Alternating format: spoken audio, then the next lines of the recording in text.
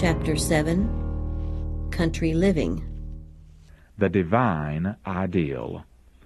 Although everything God had made was in the perfection of beauty, and there seemed nothing wanting upon the earth which God had created to make Adam and Eve happy, yet He manifested His great love to them by planting a garden especially for them. A portion of their time was to be occupied in the happy employment of dressing the garden, and a portion in receiving the visits of angels, listening to their instruction in happy meditation. Their labor was not wearisome, but pleasant and invigorating. This beautiful garden was to be their home, their special residence. Spiritual Gifts, Book 3, page 34, 1864. What were the conditions chosen by the Infinite Father for His Son?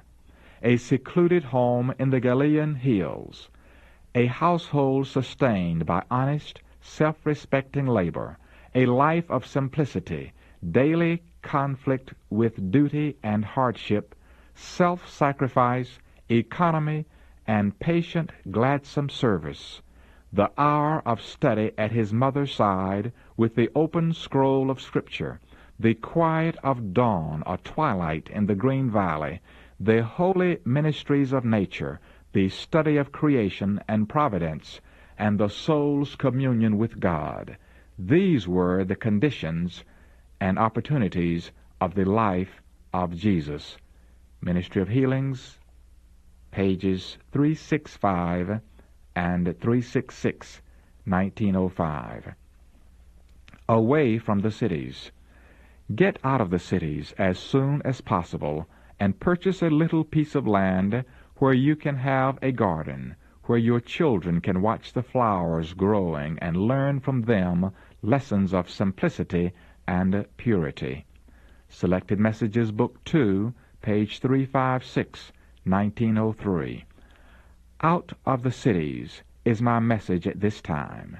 Be assured that the call is for all people to locate miles away from the large cities.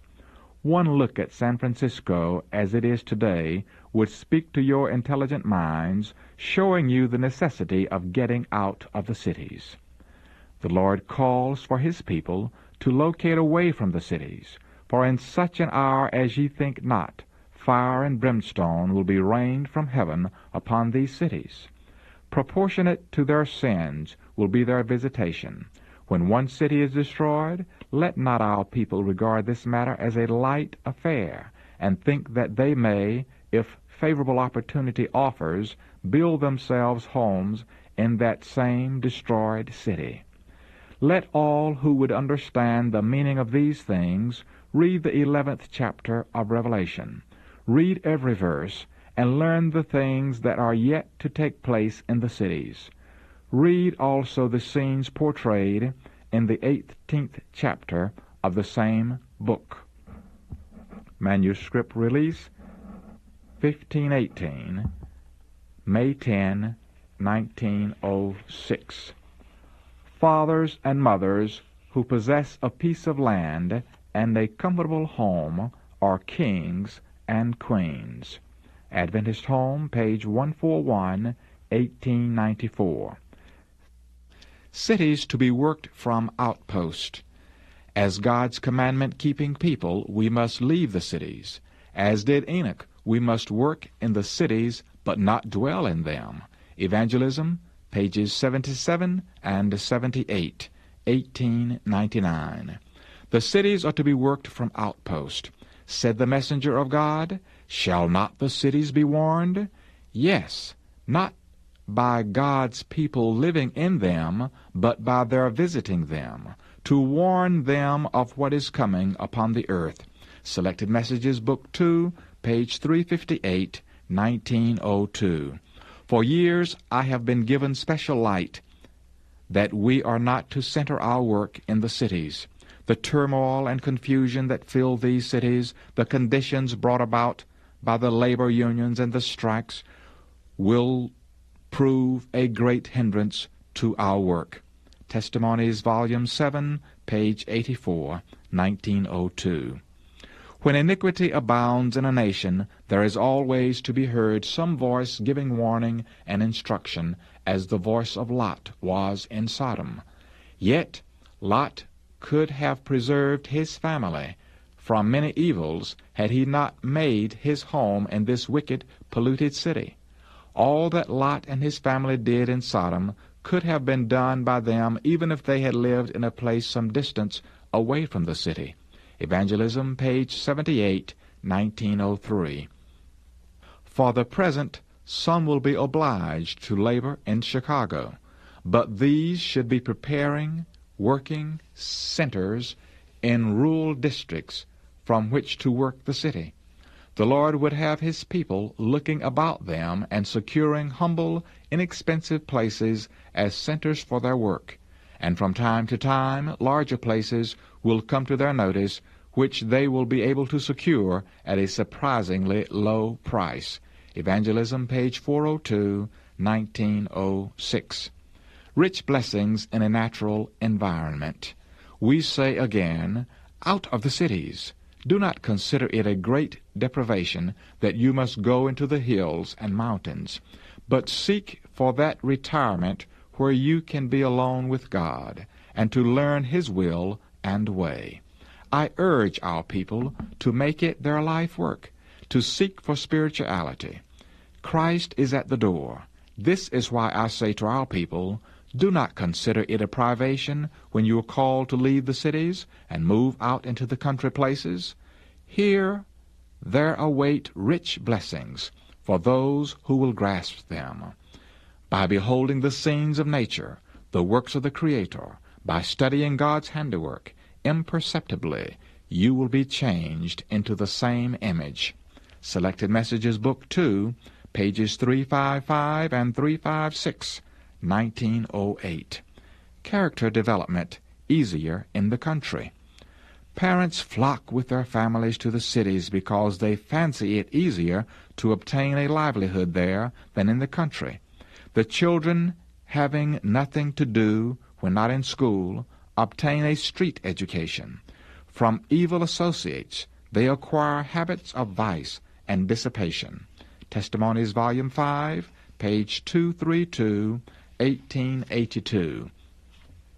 Send the children to schools located in the city, where every phase of temptation is waiting to attract and demoralize them, and the work of character building is tenfold harder for both parents and children. Fundamentals of Christian Education, page 326, 1894. The cities are filled with temptation. We should plan our work in such a way as to keep our young people as far as possible from this contamination. Adventist Home, page 136, 1902. It is time for our people to take their families from the cities into more retired localities. Else, many of the youth, and many also of those older in years, will be ensnared and taken by the enemy. Testimonies, Volume 8, page 101, 1904. There is not one family in 100 who will be improved physically, mentally, or spiritually by residing in the city. Faith, hope, love, happiness can far better be gained in retired places where there are fields and hills and trees. Take your children away from the sights and sounds of the city, away from the rattle and din of streetcars and teams, and their minds will become more healthy. It will be found easier to bring home to their hearts the truth of the Word of God. Adventist Home, page 137, 1905. Better physical health in rural environment. It is not God's will that his people shall settle in the cities, where there is constant turmoil and confusion. Their children should be spared this, for the whole system is demoralized by the hurry and rush and noise. Selected Messages, Book 2, page 357, 1902. To many of those living in the cities who have not a spot of green grass to set their feet upon, who here, year after year, have looked out upon filthy courts and narrow alleys, brick walls and pavements and skies clouded with dust and smoke, if these could be taken to some farming district, surrounded with the green fields, the woods and hills and brooks, the clear skies and the fresh, pure air of the country, it would seem almost like heaven. Ministry of Healing, page 191 and 192, 1905. The physical surroundings in the cities are often a peril to health. The constant liability to contact with disease, the prevalence of foul air, impure water, impure food, the crowded, dark, unhealthy dwelling places are some of the many evils to be met. It was not God's purpose that people should be crowded into the cities, huddled together in terraces and tenements. Ministry of Healing, page 365, 1905. Raise your own provisions. The Lord desires His people to move into the country, where they can settle on the land and raise their own fruit and vegetables, and where their children can be brought in direct contact with the works of God in nature. Take your families away from the cities is my message. Selected Messages, Book 2, pages 357 and 358, 1902. Again and again the Lord has instructed that our people are to take their families away from the cities into the country where they can raise their own provisions, for in the future the problem of buying and selling will be a very serious one. We should now begin to heed the instruction given us over and over again. Get out of the cities into the rural districts where their houses are not crowded closely together and where you will be free from the interference of enemies. Selected Messages, Book 2, page 141, 1904. Locate institutions just out from the large cities. Let men of sound judgment be appointed, not to publish abroad their intentions, but to search for such properties in the rural districts, in easy access to the cities, suitable for small training schools for workers, and where facilities may also be provided for treating the sick and weary souls who know not the truth.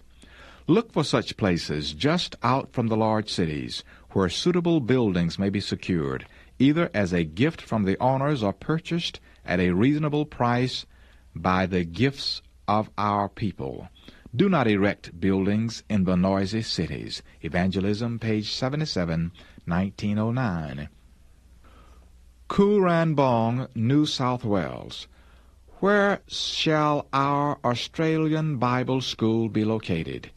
Should schools be located in the cities or within a few miles from them, it would be most difficult to counteract the influence of the former education which students have received in regard to these holidays and the practices connected with them, such as horse racing, betting, and the offering of prizes. We shall find it necessary to establish our schools out of and away from the cities, and yet not so far away that they cannot be in touch with them, to do them good, to let light shine amid the moral darkness. Fundamentals of Christian Education, pages 310 and 313, 1894. Everything about the place had impressed me favorably, except the fact that we were far from the great thoroughfares of travel, and therefore would not have an opportunity of letting our light shine amid the moral darkness that covers our large cities like the pall of death. This seems the only objection that presents itself to my mind. But then it would not be advisable to establish our school in any of our large cities. 8. Manuscript Release, page 137, 1894. I am more than ever convinced that this is the right location for the school. 8. Manuscript Release, page 360, 1894. Huntsville, Alabama. Those who have charge of the schoolwork at Graysville and Huntsville should see what can be done by these institutions to establish such industries so that our people desiring to leave the cities can obtain modest homes without a large outlay of means, and can also find employment. Letter 25, 1902. It was in the providence of God that the Huntsville School farm was purchased. It is in a good locality.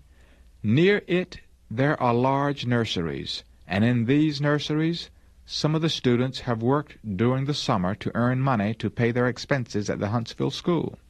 Special Testimonies, Book B, 12, page 11, 1904.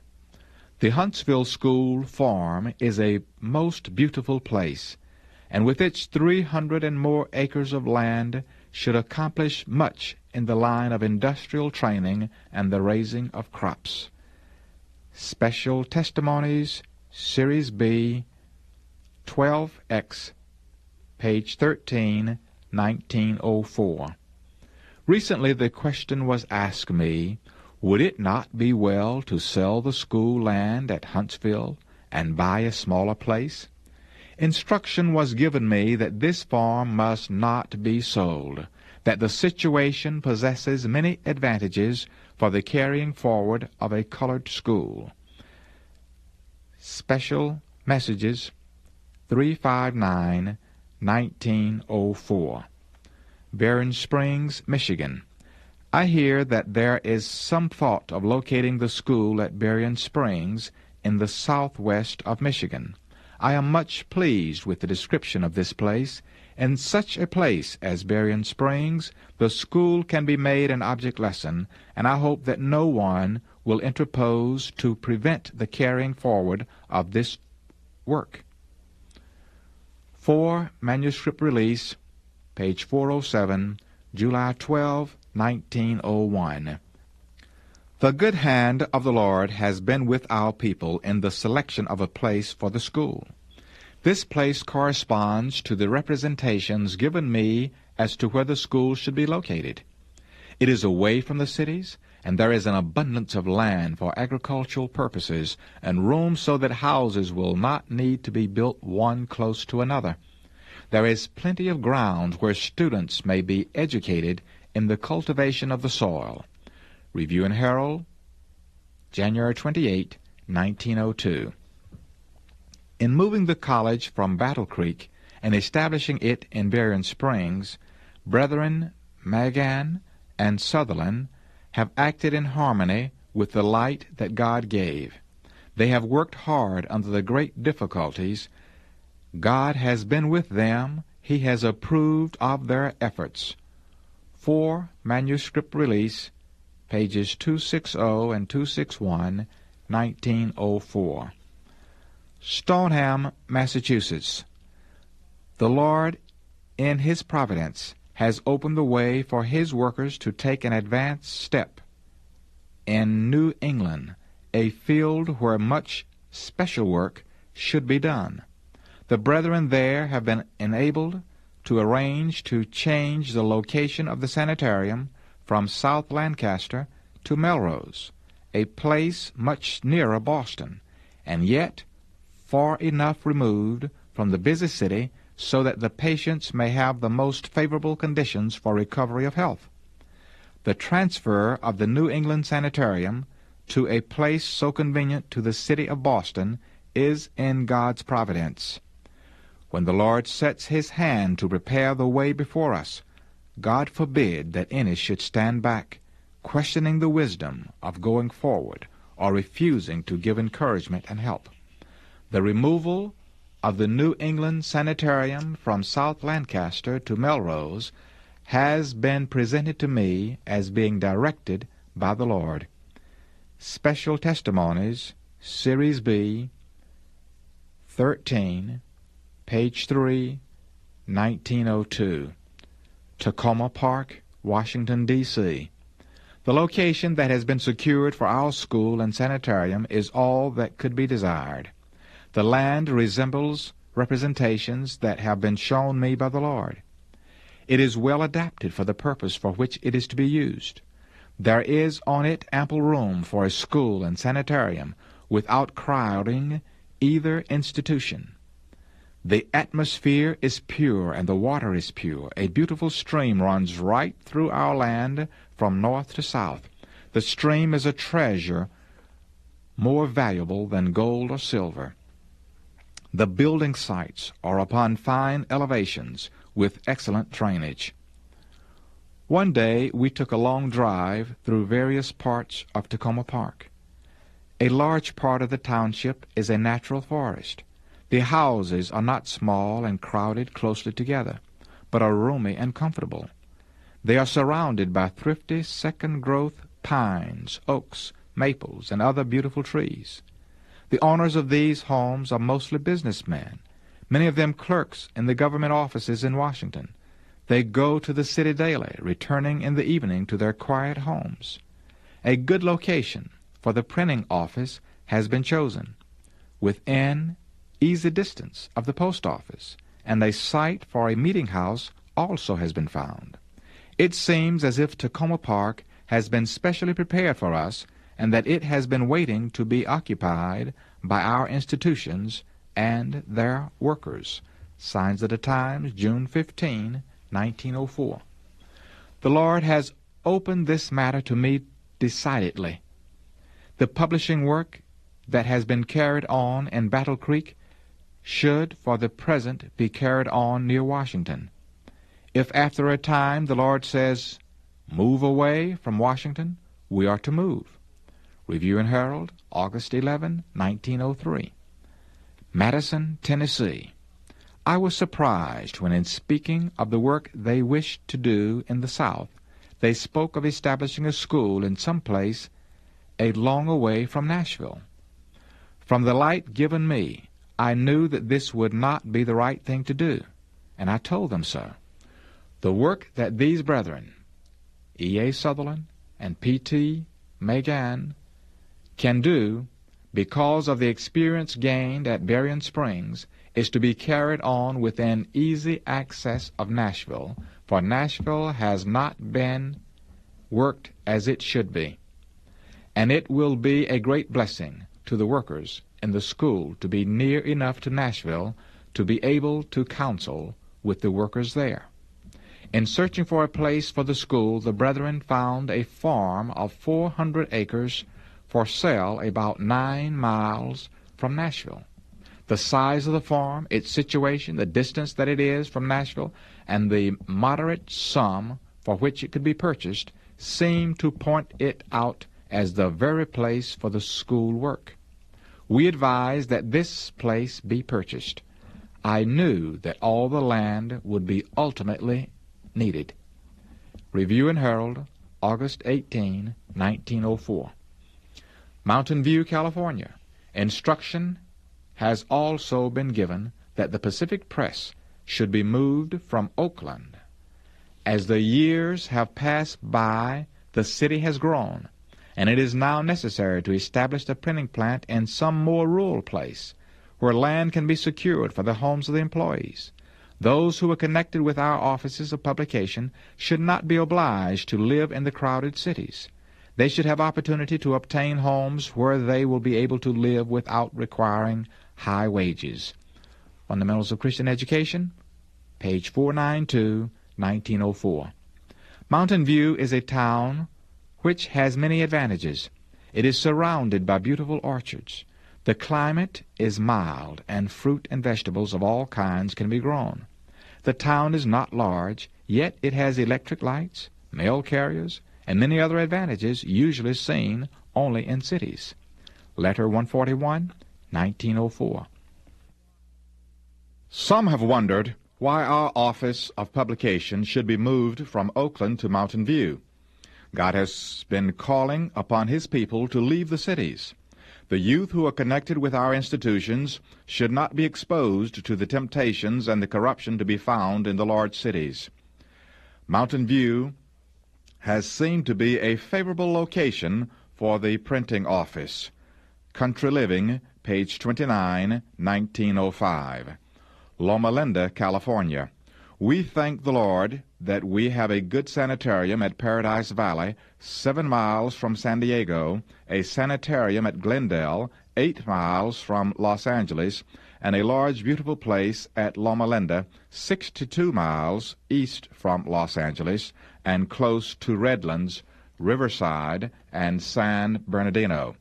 The Loma Linda property is one of the most beautiful sanitarium sites I have ever seen.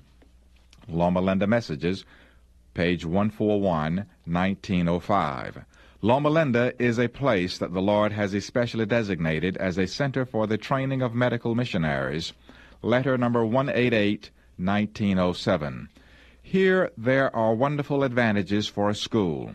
The farm, the orchard, the pasture land, the large buildings, the ample grounds, the beauty, all are a great blessing. Loma Linda Message, number 310, 1907. This place, Loma Linda, has wonderful advantages, and if those who are here will faithfully avail themselves of the advantages to become true medical missionaries, they will let their light shine forth to those that are around them. We must seek God daily for His wisdom to be imparted to us. Letter number 374, 1907. Here we have ideal advantages for a school and for a sanitarium. Here are advantages for the students and great advantages for the patients. I have been instructed that here we should have a school, conducted on the principles of the ancient schools of the prophets. Physicians are to receive their education here. Medical Ministry, pages 75 and 76, 1907. Angwin, California. As I have looked over this property, I pronounce it to be superior in many respects. The school could not be located in a better spot. It is 8 miles from St. Helena and is free from city temptations. In time, more cottages will have to be built for the students, and these students themselves can erect under the instruction of capable teachers. Timber can be prepared right on the ground for this work, and the students can be taught how to build in a creditable manner. We need have no fear of drinking impure water, for here it is supplied freely to us from the Lord's treasure house. I do not know how to be grateful enough for these many advantages. We realize that the Lord knew what we needed and that it is His providence that brought us here. God wanted us here, and He has placed us here. I was sure of this as I came on these grounds. I believe that as you walk through these grounds, you will come to the same decision, that the Lord designated this place for us. One manuscript release, pages 340, 341, and 343, 1909.